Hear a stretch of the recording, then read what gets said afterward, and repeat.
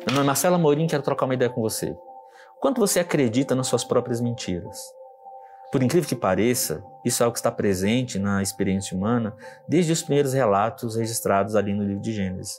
É o que nós vamos ver ali em Gênesis, no capítulo 3, a partir do versículo 6. Eva está ali diante de argumentos muito próprios, por mais que Deus já tenha deixado claro que haveriam consequências drásticas caso ela e o marido comessem do fruto do conhecimento do bem e do mal. E ali naquele ambiente, Eva se apropria de argumentos muito óbvios de que aquilo era bom de se ver, era atrativo aos olhos, de que aquilo era bom de comer, trazia em si argumentos nutricionais. Eva ainda se apropria de uma característica intrínseca daquele fruto e que o designava como maldito, porque, segundo a própria descrição de Deus, aquilo traria um conhecimento do bem e do mal. Embora Eva tenha se apropriado desses argumentos, o próprio Deus já tinha determinado a verdade das consequências que trariam a desobediência em comer daquele fruto. Então, o que nós vemos como pressuposto básico para o auto-engano é abraçar a mentira. É se envolver com uma descrição falseada da realidade. É importante que nós tenhamos em mente e entendamos que o que designa o auto-engano não é uma experiência definida por uma visagem de uma visão, de um efeito de visão de ótica, de um efeito de uma imagem distorcida ou de uma interpretação errada. Não, o auto-engano é uma decisão consciente pela mentira. E ela está presente na experiência humana desde que o pecado começou a fazer parte da experiência humana. De maneira mais clara, é o próprio auto-engano, a decisão de abraçar a mentira, que determina os aspectos que podem definir a própria queda da raça humana. Talvez fosse interessante que nós considerássemos o que as Escrituras vão falar acerca dessa capacidade bizarra que o homem carrega no coração quando tratamos do auto-engano. Em Jeremias 17:9, que nós lemos enganoso é o coração do homem, mais do que todas as coisas, e desesperadamente corrupto, quem o conhecerá? Essa pergunta do profeta deveria nos levar a pensar se nós de fato conhecemos o nosso coração. Se nós somos capazes de reconhecer por quantas vezes nós simplesmente optamos pela mentira. Optamos pela mentira quando se trata de uma visão errada acerca de nós mesmos, por uma visão errada acerca das pessoas, sobretudo por construirmos propositadamente, carregados de auto-engano, uma visão errada sobre Deus. As Escrituras nos trazem relatos muito claros acerca de quem é a pessoa de Deus e de quem é o homem.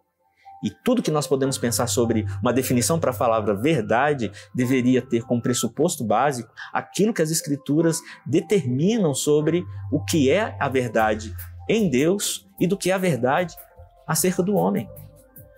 Sobretudo sobre isso que o profeta nos traz, sobre essa capacidade bizarra que o homem carrega de abraçar a mentira conscientemente, como nós vimos aqui desde o capítulo 3 de Gênesis. Outros profetas, como o profeta Obadias, também nos adverte acerca de algo. A soberba do teu coração te enganou. Se nós considerarmos o relato de Gênesis, não há um outro sentimento que possa qualificar o que leva Adão e Eva ao auto-engano. O que Adão promove naquele instante não é uma outra coisa senão manifestar um coração que abraça a mentira, conscientemente.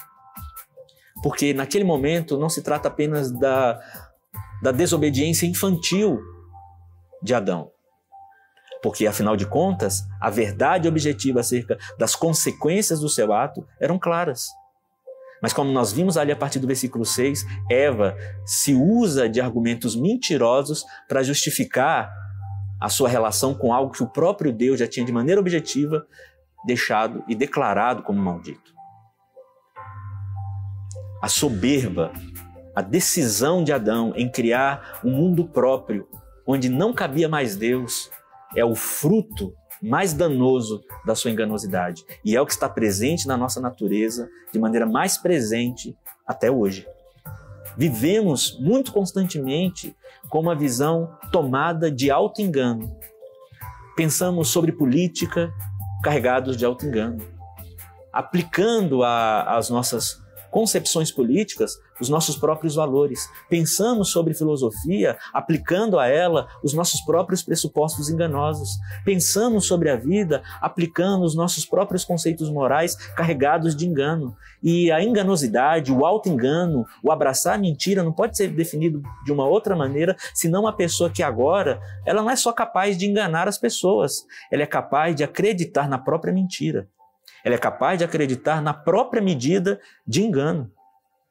E há uma única cura para tamanha distorção. Quando nos apegamos ao princípio descrito aqui no Evangelho de João, e essa verdade sai da boca do próprio Jesus. Em João 17, versículo 17, o próprio Jesus vai dizer o seguinte: consagro-os pela verdade, a tua palavra é a verdade. Nós deveríamos compreender que esse mesmo Jesus que disse isso, também disse que Ele é a verdade, Ele atribuiu a verdade a si mesmo. E em tudo que nós vemos nele, não tem um outro pressuposto base, senão a própria verdade. As Escrituras nos trazem de maneira clara e objetiva que quando conhecermos a verdade nos libertará. Quero trazer para você essa medida de uma verdade dura de se ouvir. Toda medida de enganosidade, meus irmãos, é uma ponte para a loucura. Se existe algo que determina o estado natural do homem por conta do pecado, é a própria loucura. Essa capacidade de criar uma realidade paralela, de termos a possibilidade de criarmos uma realidade onde já não cabe mais Deus. O insensato diz que não há Deus. É isso que nós vamos ver em Salmos.